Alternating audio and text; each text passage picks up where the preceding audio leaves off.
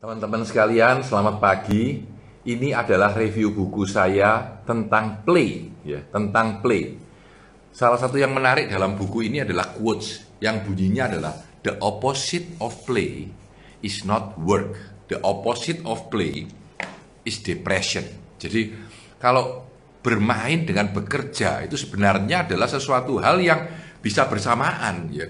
Lawan kata dari bermain itu bukan bekerja, lawan kata dari bermain itu depresi. Nah, saya suka sekali dengan buku ini, walaupun usianya sudah agak tua.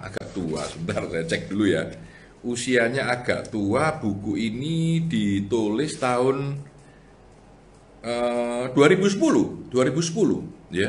Saya beli di Berkeley, ya, di Berkeley tahun 2010 bulan 6. Jadi ini sudah 10 tahun ya, tua banget ya. Ya, jadi yang menarik dari buku ini adalah mengajarkan kita bahwa sebenarnya play, bermain itu essential dan penting sekali ya. Nah, ini ada sebuah gambar yang cukup menarik ya, saya tandai, di mana gambar binatang beruang yang besar ya sedang bermain.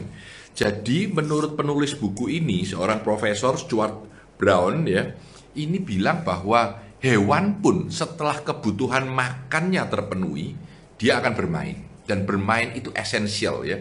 Masih ingat Mickey kalau dilempari bola, wah lari-lari, wah, padahal nggak ada apa-apanya. Begitu diambil bolanya, diberikan ke kita, ya sudah, ya sudah gitu ya.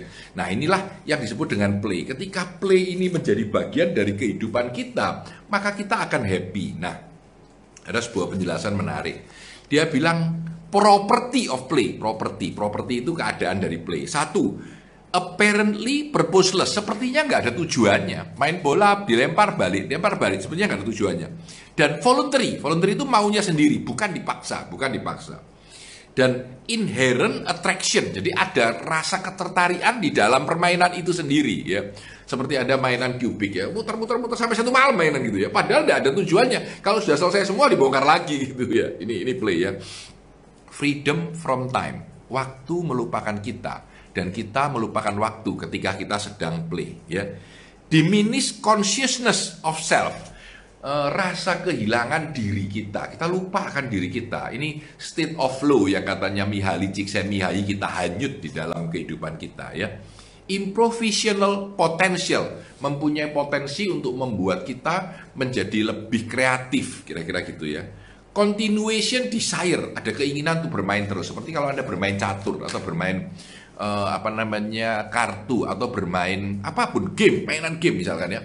Wah, itu tidak selesai. Ada mainan game seneng ya, sampai lupa waktu, 1 jam, 2 jam, 3 jam, 5 jam, tidak berhenti ya. Nah, yang menarik adalah bagaimana kita lupa akan bermain ya. Bagaimana kita lupa akan bermain. Waktu kecil kita merasa seneng banget, mulai main gundu, main press, main kartu, main apa. Setelah besar kita melupakannya. Kita lupa akan kata bermain. Tetapi sebenarnya deep down inside, di dalam diri kita punya yang di dalam buku ini disebut 8 personality of play. Jadi termasuk kita itu, hidup kita itu tanpa sadar jalan. Nah, ada 8 personality dari play. Saya tunjukkan. Ini 8, saya tulis ulang ya. 1, the joker. The joker ini orang yang suka lelucon, suka bergurau, suka segala macam, itu disebut the joker. Yang nomor 2, the kinesthete. Kinesthete ini orang yang olahraga ya. Orang yang dengan tubuhnya lentur, yoga, terus lari, segala macam ya. Ini mau buat badannya kekar, itu kinesthete, tubuh ya. Yang ketiga, explorer. Ini pendaki gunung, pelari ya. Ini adalah explorer, terutama yang naik-naik ke tempat-tempat yang aneh gitu ya. Pergi ke teman saya pergi ke Amazon River gitu, ini explorer ya. Lalu kompetitor ini orang yang suka dengan bertinju, bertarung ya, lalu main olahraga yang kompetitif, bahkan basketball, itu semua adalah kompetitor ya. Lalu yang berikutnya director ini adalah orang yang suka memerintah orang, tanpa sadar dia suka memerintah, suka ini, suka itu. Saya ingat Donald Trump. Jadi wah, maunya sendiri, itu adalah director. Yang nomor 6 adalah kolektor. Nah, ini menarik. Kolektor ini, saya dulu kecil suka nyimpan perangko, walaupun lama sudah hilang kemana enggak tahu. Itu kolektor ya. Kolektor orang yang mengumpulkan sesuatu. Ada orang yang koleksi teman saya baik koleksi korek api satu-satu. Ya itu termasuk state of play ya. Kita katakan state of play, keadaan di mana imajinasi kita, tubuh kita, keadaan kita semuanya sedang bermain ya. Itu kolektor. Nah, yang nomor 7 artis. Saya bukan artis, tapi saya penggemar artis. Jadi kalau Anda lihat ruangan ini, saya di ruang kerja ya. Salah satu alasan saya kali ini di ruang kerja adalah saya ingin menunjukkan bagaimana kita play. Itu work from home ya. Ini adalah gambar tentang kopi dengan pelanginya ya. Wow NAH ya. Ini adalah karena apa? Karena saya menyukai play. Artis itu saya suka gitu ya. Lukisan, kesenian. Tapi saya sendiri tidak seorang artis. Saya adalah yang nomor 8 ini. The storyteller ya. The storyteller. Jadi saya cerita kenapa disebut wow NAH. Kenapa pelangi itu hanya pada ujung secangkir kopi. Kenapa kancing sang nenek itu jatuh dan dicari di depan rumah. Saya storyteller. Bahkan guru atau dosen itu menurut bukunya play ini termasuk storyteller. Tanpa sadar kita masuk ke dalam state of play. Dan inilah 8 personality dari play.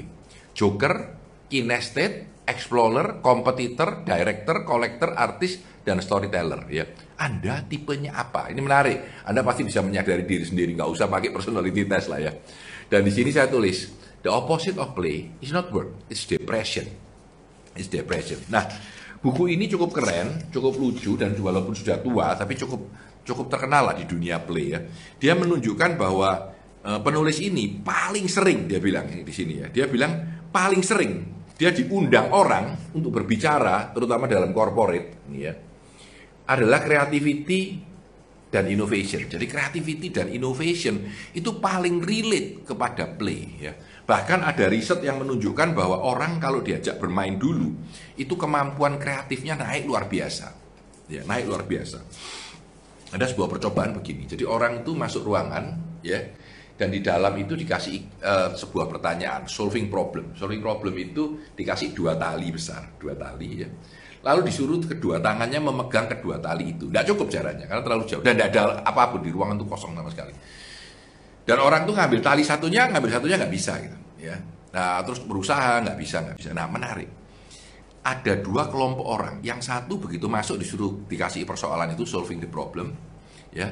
Dan yang bisa selesai cuma 30%. Jadi 10 orang, 3 selesai, 3 mampu, 7 tidak mampu menyelesaikan. Tetapi ketika di depan itu dikasih permainan dulu. Jadi sebelum orang masuk disuruh lempar-lemparan, main ini, main segala macam gitu ya. 10 menit mainan sebentar sambil ngobrol, sambil happy-happy. Masuk disuruh solve the same problem. 80% menyelesaikan persoalannya. Lucu banget. Jadi cara menyelesaikannya simple. Tali yang satu dilempar sehingga bergayutan, lalu dia lari ke tali satunya dipegang, dan tali satunya waktu menggayut ke sini diambil gitu. Dan kedua tali bisa dipegang. Itu rahasianya ya. Jadi yang menarik adalah orang yang sebelum melakukan problem solving itu dikasih play, di-expose to play 10 menit aja, ternyata kemampuan problem solvingnya naik luar biasa.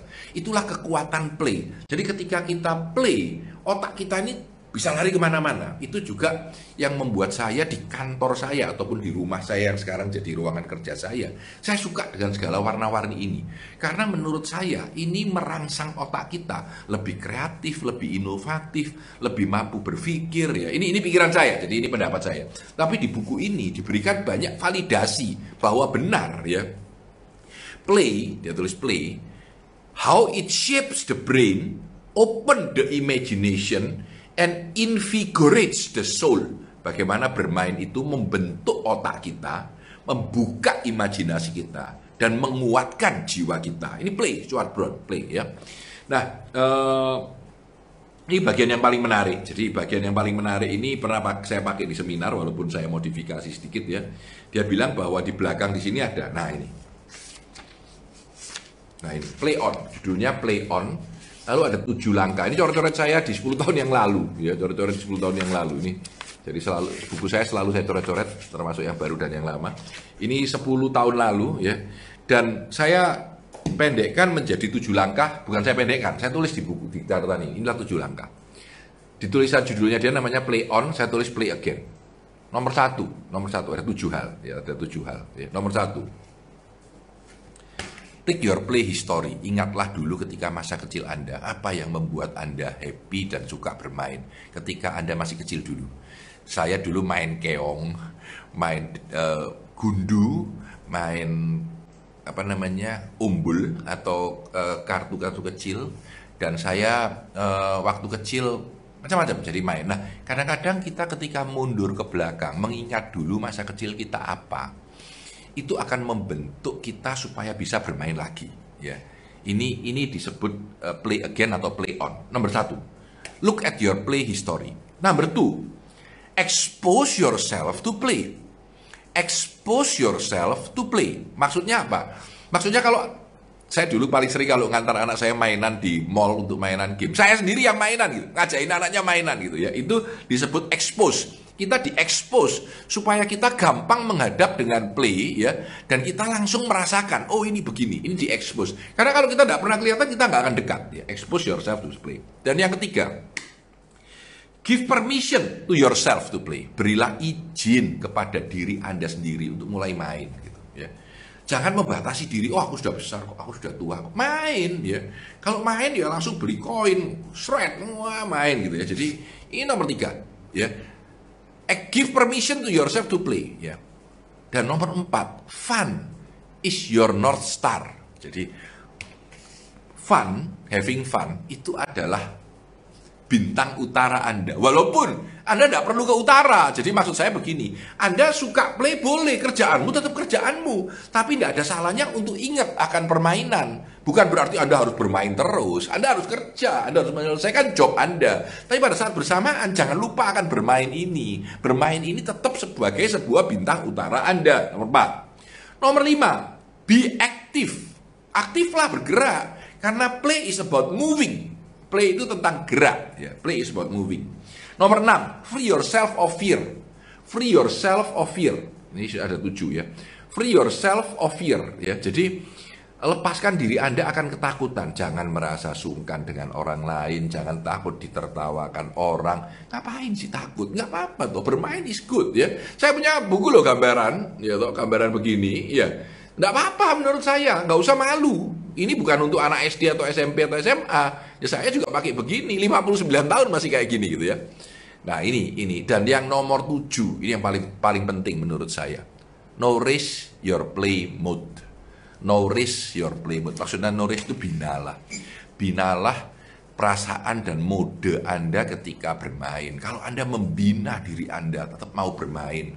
Saya ini baju pun saya pakai berwarna-warni, papan tulis pun saya minta tolong digambari, bukan saya yang gambar, ya. Terus saya pun bermain ini pun hadiah orang-orang nih. Ketika ulang tahun dikasih ini Lego, ini wajah saya, betul apa enggak? Saya enggak tahu, tapi ini Lego, dibuatkan Lego sama anak-anak wajah saya, ya. Ini tanda tangannya teman-teman ini tahun berapa ini? Sudah tahun lalu. Nah, ini juga menarik, ya. Ini bermain, ya. Bermainlah Lego. Makanya saya menjadi trainer atau fasilitatornya Lego Serious Play.